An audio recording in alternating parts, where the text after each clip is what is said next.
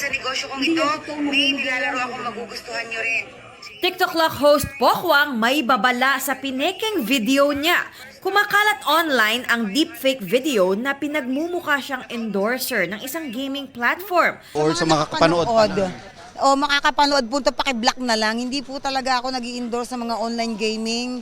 Ayon kay Mamang, kinuha ang video niya sa isang live selling, saka pinatungan ng boses na gawa ng AI. Ingat po tayo kasi ang lala talaga ng AI ngayon. Nakakadismaya. Jeneline Mercado hindi raw masyadong confident sa pagsabak ng karakter niya sa Sanggang Dikit for Real sa beauty pageant. Pero iba ang say ng mister na si Dennis Trillo. Syempre hindi na ganun ka-komportable, di ba, ate? Kasi may edad na rin. So, Okay pa rin kumpara sa mga bata ngayon. Parang lalaban pa rin eh. Oo, palaban pa rin talaga.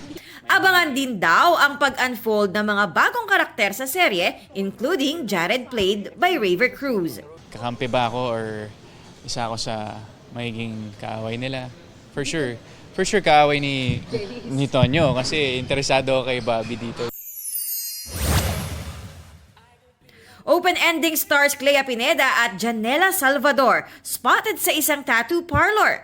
Nauna nang sinabi ni Clea na masaya sila together. Tingin naman ng ilang netizen, nag-level up na ang relationship ng dalawa. Athena Imperial nagbabalita para sa GMA Integrated News.